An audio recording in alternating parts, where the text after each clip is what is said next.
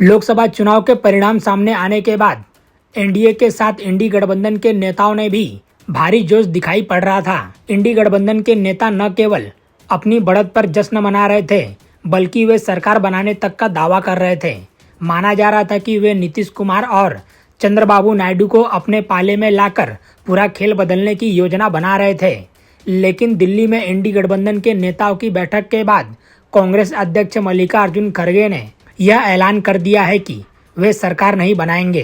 खड़गे के इस ऐलान से एनडीए ही नहीं बल्कि इंडी गठबंधन के नेताओं को भी चौंका दिया। लोग यह समझ नहीं पा रहे थे कि सरकार बनाने की कोशिश करने के बजाय अचानक इस फ्रंट से अपना पैर वापस क्यों खींच लिया। लेकिन अब इसकी वजह भी सामने आ गई है। कांग्रेसी सूत्रों के अनुसार इंडी गठबंधन के नेताओं को सरकार बनाने से पीछे हटने की सलाह सोनिया गांधी ने दी है। उन्होंने इंडी गठबंधन के नेताओं की बैठक में ये कहा कि सरकार बनाना उतना महत्वपूर्ण नहीं है जितना कि जनता की नजरों में उनकी विश्वसनीयता बरकरार रखना। उन्होंने कहा कि इस चुनाव में जनता ने उनके इंडी गठबंधन के ऊपर बहुत भरोसा जताया है, यह भरोसा टूटना नहीं चाहिए।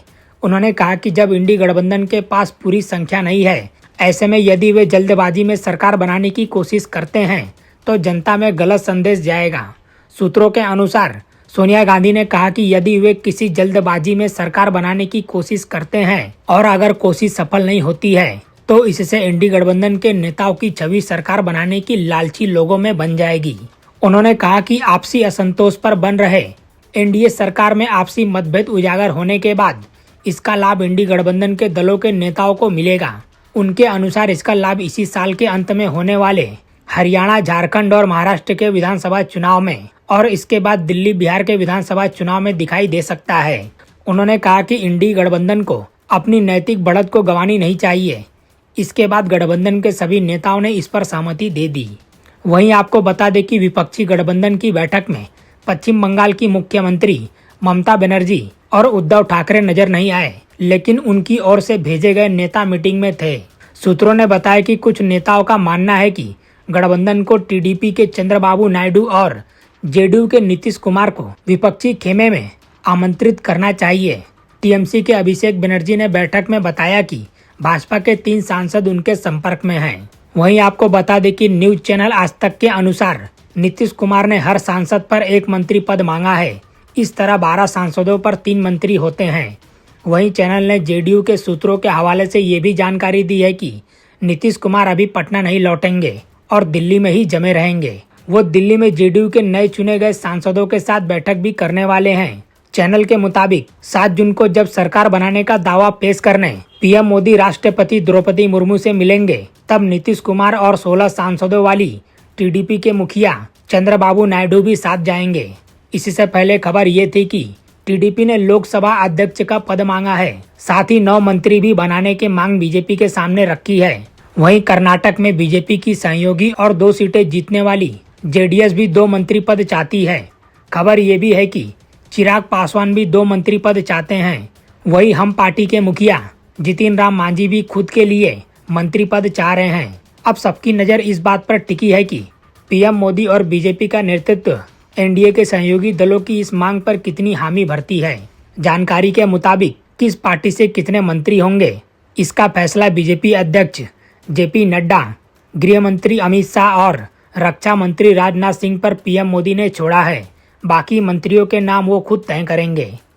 अधीर रंजन चौधरी कांग्रेस के नेता है जो हमेशा मोदी और हिंदुत्व के खिलाफ रहे हैं। वे मुस्लिम बहुल बहरामपुर से 25 साल तक सांसद रहे। उन्हें मुस्लिम वोट मिलते थे। पहली बार टीएमसी ने उनके खिलाफ गुजरात से एक मुस्लिम उम्मीदवार यूसुफ पठान को मैदान में उतारा और मुसलमानों ने यूसुफ को वोट दिया, जबकि वह बंगाली नहीं थे, बंगाली नहीं जानते थे, बंगाल में कभी रहे भी नहीं। उन्होंने मुस्लिम उम्मीदवार के लिए धर्मनिरपेक्ष अधीर बाबू को छोड़ने से पहले एक बार भी नहीं सोचा। यह धर्मनिरपेक्षता की सच्चाई है।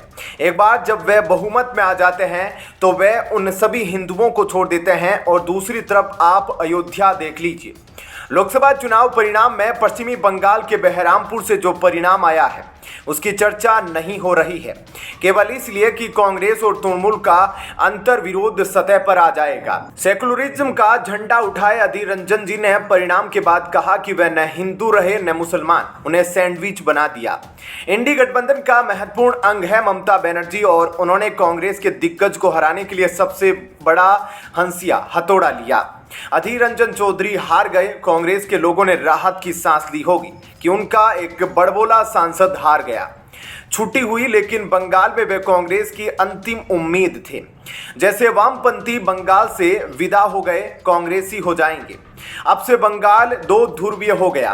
तृणमूल प्रमुख ममता बनर्जी की प्रतिद्वंदिता भाजपा से होगी और इस बार प्रदेश सरकार से विदा होगी। बस कांग्रेस और वामपंथी दल न रहेंगे।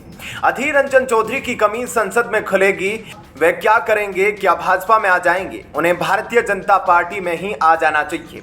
कांग्रेस के दिग्गज नेताओं में गिने जाने वाले अधीर रंजन चौधरी को इस बार अपनी परंपरागत बहरामपुर सीट से टीएमसी के यूसुफ पठान के हाथ पराजय का सामना करना पड़ा। बहरामपुर सीट को अधीर रंजन चौधरी ने 25 साल बाद गंवाया है। बहरामपुर सीट से पराजय के बाद अब अधीर रंजन चौधरी कांग्रेस के नेतृत्व से नाराज लग रहे हैं। उन्होंने कई सवाल उठाए हैं और अपने राजनीतिक भविष्य को लेकर चिंता भी जताई है। अधीर रंजन ने एक न्यूज चैनल से बातचीत करते हुए कहा कि बहरामपुर में कांग्रेस के किसी नेता ने आकर प्रचार नहीं किया। अधीर रंजन ने कहा कि किसी नेता को बहरामपुर न भेजना कांग्रेस का फैसला है और उनको इस बारे में कुछ नहीं कहना। अधीर रंजन चौधरी ने हालांकि अपनी नाराजगी भी संकेतों में जता दी। उन्होंने कहा कि राहुल गांधी की भारत जोड़ो यात्रा जब मुर्शिदाबाद पहुंची थी तो वह उसमें शामिल हुए थे। अधीर रंजन चौधरी ने यह भी कहा कि कांग्रेस के राष्ट्रीय अध्यक्ष मल्लिकार्जुन खड़गे पश्चिमी बंगाल के मालदा में आकर प्रचार किए, लेकिन वो बहरामपुर नहीं आए। अधीर रंजन चौधरी ने कहा कि वो तो सिर्फ सियासत ही जानते हैं, इसके अलावा और कोई काम उनको नहीं आता। अधीर रंजन चौधरी ने कहा कि उनको आशंका है कि अब कठिन समय आने वाला है। कांग्रेस के दिग्गज नेता ने कहा कि उनको नहीं पता कि अब राजनीतिक भविष्य कैसा होगा। अधीर रंजन चौधरी ने यह भी कहा कि टीएमसी की बंगाल सरकार से लड़ने के लिए उन्होंने अपने आय के स्रोत की भी अनदेखी कर दी। अधीर रंजन चौधरी ने कहा कि उनकी बेटी कभी कभी पढ़ाई के सिलसिले में दिल्ली जाती रहती है। अब सांसद का आवास खाली कर दिल्ली में उनको मकान भी लेना पड़ेगा। अधीर रंजन चौधरी ने यह भी कहा कि वो तो पश्चिमी बंगाल कांग्रेस अध्यक्ष का पद छोड़ना चाहते थे, लेकिन सोनिया गांधी के अनुरोध पर इस फैसले को वापस ले लिया था। खैर, आपका इस खबर पर क्या कहना है? कमेंट सेक्शन में अपनी राय जरूर बताएं। धन्यवाद। जय हिंद। लोकसभा चुनाव के नतीजे आ चुके हैं। देश में एक बार फिर एनडीए की सरकार जरूर बन रही है, लेकिन बीजेपी को अपने दम पर 10 सालों में पहली बार पूर्ण बहुमत नहीं मिला है। बदली हुई परिस्थितियों में एक बार फिर गठबंधन का दौर आ चुका है। फिर सहयोगियों के सहारे ही सरकार को चलाने का काम करना पड़ेगा। लेकिन विपक्षी गठबंधन ने जो प्रदर्शन किया है उससे राहुल गांधी काफी खुश नजर आ रहे हैं। ये साफ हो गया है कि नरेंद्र मोदी तीसरी बार प्रधानमंत्री पद की शपथ लेंगे। ऐसे में अब लोकसभा में नेता प्रतिपक्ष कौन होगा, इसको लेकर चर्चा काफी तेज हो रही है। इसी बीच एबीपी न्यूज को सूत्रों ने बताया है कि लोकसभा में विपक्ष का नेता कौन होगा। सूत्रों ने कहा कि कांग्रेस में अंदर खाने विचार चल रहा है कि राहुल गांधी सदन में कांग्रेस की कमान संभालेंगे और लोकसभा में नेता प्रतिपक्ष बनेंगे। जल्द ही कांग्रेस संसदीय दल की बैठक में लोकसभा में कांग्रेस का नेता तय किया जाना है। इस बीच कांग्रेस सांसद मनिकम टैगोर ने भी खुलकर राहुल गांधी को विपक्ष का नेता बनाने की मांग की है। वहीं राहुल गांधी को लोकसभा में विपक्ष के नेता बनाए जाने की खबरों के बीच शुक्रवार 7 जून को बेंगलुरु की एक अदालत में उनको पेश होना है। इंडिया टुडे की एक रिपोर्ट के अनुसार भाजपा एमएलसी केशव प्रसाद ने राहुल गांधी के खिलाफ मानहानि का मुकदमा दायर किया है। यह मुकदमा स्थानीय समाचार पत्रों में एक विज्ञापन से संबंधित है, जिसमें भाजपा को भ्रष्ट बताया गया है। भाजपा द्वारा दायर मानहानि मामले के संबंध में राहुल गांधी को बेंगलुरु की एक स्थानीय अदालत के समक्ष पेश होना है। इससे पहले अदालत ने कर्नाटक के मुख्यमंत्री सिद्धारमैया और राज्य कांग्रेस के अध्यक्ष डीके शिवकुमार को जमानत दे दी थी। भाजपा की कर्नाटक इकाई ने अदालत से राहुल गांधी के खिलाफ गैर जमानती वारंट जारी करने का अनुरोध किया है, जिसमें 1 जून को अदालत में उनकी अनुपस्थिति का हवाला दिया गया है। कांग्रेस द्वारा ये कहने के बावजूद कि विज्ञापन के प्रकाशन में राहुल गांधी शामिल नहीं थे, अदालत ने 7 जून को उनकी अनुपस्थिति अनिवार्य कर दी। कांग्रेस ने एक विज्ञापन को लेकर भाजपा एमएलसी और महासचिव केशव प्रसाद ने मानहानि का मुकदमा दायर किया था। विज्ञापन में पूर्व भाजपा सरकार पर सभी सार्वजनिक कार्यों को लागू करने के लिए 40% कमीशन लेने का आरोप लगाया गया था। केशव प्रसाद के मानहानि के दावे में आरोप लगाया गया है कि कांग्रेस के विज्ञापन में सरकारी परियोजनाओं पर 40% कमीशन के आरोप को भ्रामक तरीके से प्रकाशित किया गया, जिससे भाजपा की बदनामी हुई। राजधानी दिल्ली से बड़ी खबर, विपक्षी गठबंधन से अलग हुई आम आदमी पार्टी।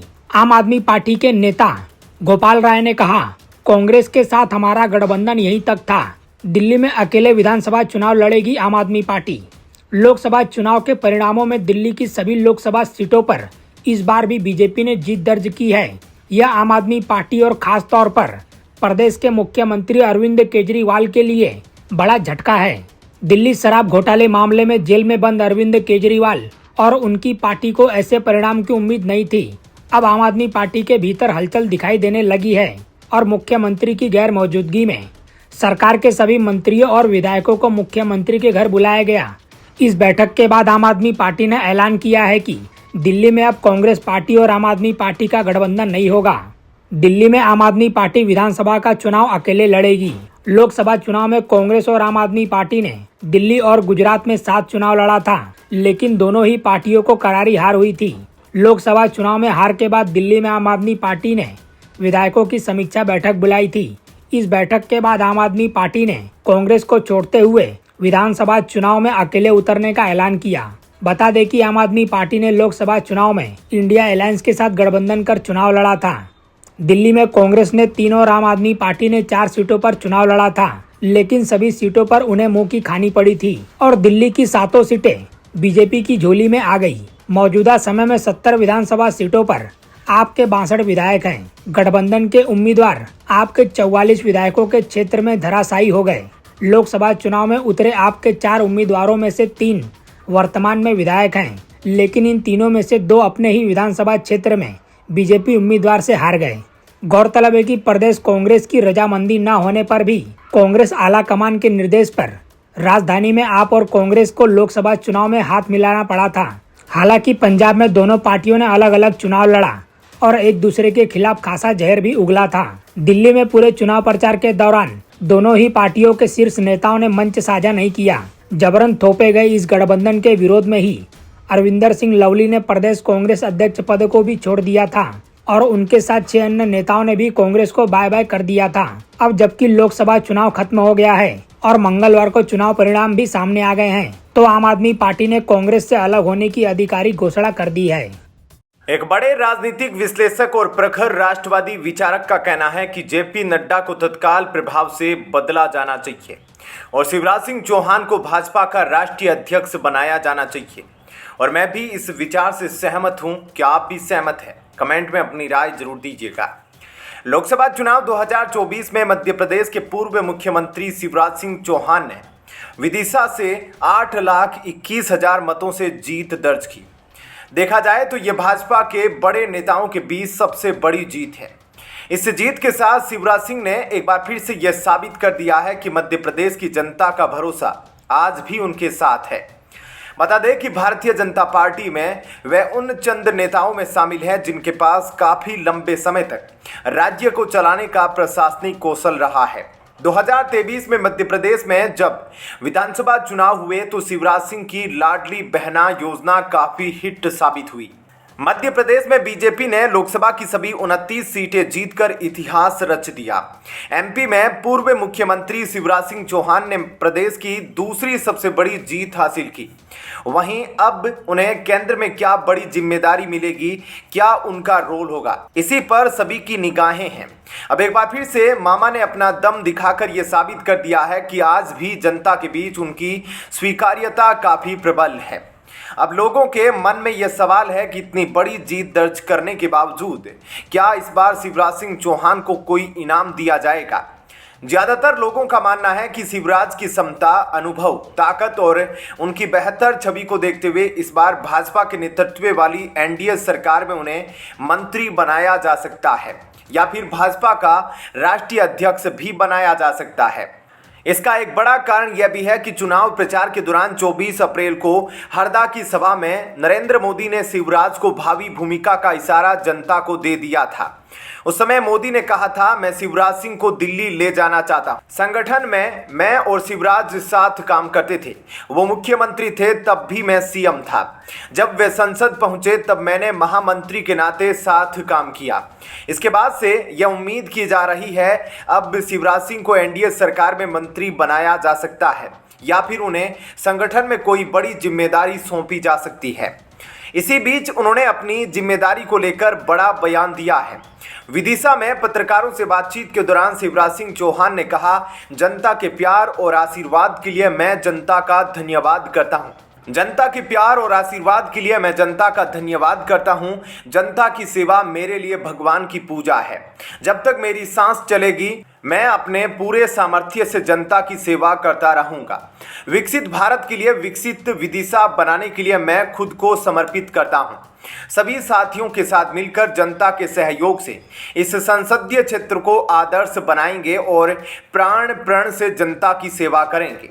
दिल्ली जाने के सवाल पर पूर्व मुख्यमंत्री शिवराज सिंह चौहान ने कहा कि जनता ने मुझे सांसद बनाया है और सांसद के रूप में काम करेंगे।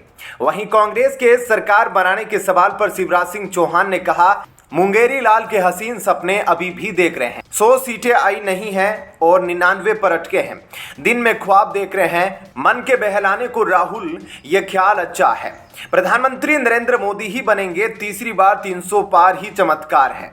उन्होंने आगे कहा, कांग्रेस किस मुंह से बात कर रही है। 2004 में 145 सीटों पर सरकार बनाई थी। 2009 में 206 सीटों पर सरकार बनाई थी। बीजेपी के पास तो अभी भी 243 सीटें हैं।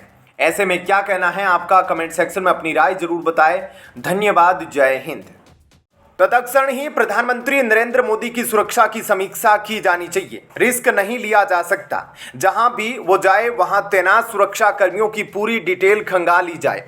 कंगना रनौत जैसी अभिनेत्री जो पिछले 20 साल से फिल्में कर रही है और अब सांसद बनी है, जब उन्हें थप्पड़ मारा जा सकता है तो भाजपा के किसी भी नेता के साथ कुछ भी हो सकता है।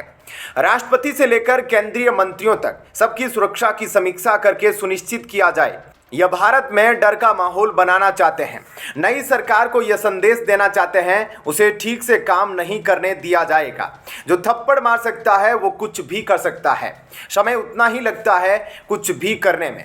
अराजकता, अशांति, खौफ और आपसी संघर्ष का माहौल बनाने की शुरुआत कर दी गई है एनडीए गठबंधन वालों ने। अब भाजपा के सांसदों को निशाना बनाया जा रहा है। देखिए अब आगे क्या होने वाला है। जिस कुलविंदर कौर ने कंगना रनौत को थप्पड़ मारा है, उसे इंडी गठबंधन का इकोसिस्टम नायिका बनाकर पेश करेगा। मीडिया वाले उसकी गरीबी दिखाएंगे, ये समझाएंगे कि कैसे उसका परिवार संघर्ष कर रहा है, गरीब है। बताया जाएगा कि आखिर परिवार को किस दौर से गुजरना पड़ा कि यह सुरक्षाकर्मी ऐसा कदम उठाने को मजबूर हो गई। स्पष्ट है कि ऐसी करतूत के बाद विभागीय कार्रवाई होगी ही, फिर उसे विक्टिम बताकर पेश किया जाएगा। सोशल मीडिया पर उसे साहसी बताकर इससे संबंधित पोस्टर शेयर किए जाएंगे। इसके लिए मोदी सरकार जिम्मेदार है। विदेशी मीडिया कुलविंदर कौर की प्रोफाइल छापेगी, बताएगी कि वो कौन है जिसने सत्ता से लोहा लिया। कई मीडिया उसके परिवार वालों के इंटरव्यू लेंगे, उनकी पीड़ा दिखाएंगे। चंडीगढ़ एयरपोर्ट पर थप्पड़ कांड के बाद कंगना रनौत का जवाब आया है। बॉलीवुड एक्टर और मंडी से सांसद चुनी गई कंगना रनौत ने कहा कि चंडीगढ़ एयरपोर्ट पर उन्हें सीआईएसएफ की एक सुरक्षाकर्मी ने थप्पड़ मारा। कंगना के मुताबिक सीआईएसएफ सुरक्षाकर्मी ने उनके चेहरे पर मारा और गालियां देने लगी। कंगना रनौत की टीम की ओर से एक्स पर एक वीडियो जारी किया गया है। वीडियो के साथ लिखा है, पंजाब में आतंक और हिंसा में चौंकाने वाली बढ़ोतरी।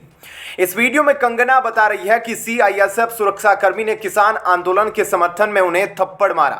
कंगना ने कहा, आज चंडीगढ़ एयरपोर्ट पर जो हादसा हुआ वो सिक्योरिटी चेक के साथ हुआ। वहां पर मैं सिक्योरिटी चेक करके जैसे ही निकली तो दूसरे केबिन में जो महिला थी, सुरक्षाकर्मी थी सीआईएसएफ की, उन्होंने मेरे को क्रॉस करने का इंतजार किया, साइड से आकर मेरे फेस पर हिट किया और गालियां देने लगी। जब मैंने उनसे पूछा कि उन्होंने ऐसा क्यों किया तो उन्होंने कहा कि वो किसान आंदोलन को सपोर्ट करती है। मैं सेफ हूं, लेकिन मेरा कंसर्न है कि जो आतंकवाद है और उग्रवाद पंजाब में बढ़ रहा है, हम उसे कैसे हैंडल करेंगे। कंगना ने बताया कि वो सुरक्षित है और बिल्कुल ठीक है। ऐसे में क्या कहना है आपका, कमेंट सेक्शन में अपनी राय जरूर बताएं। धन्यवाद। जय हिंद।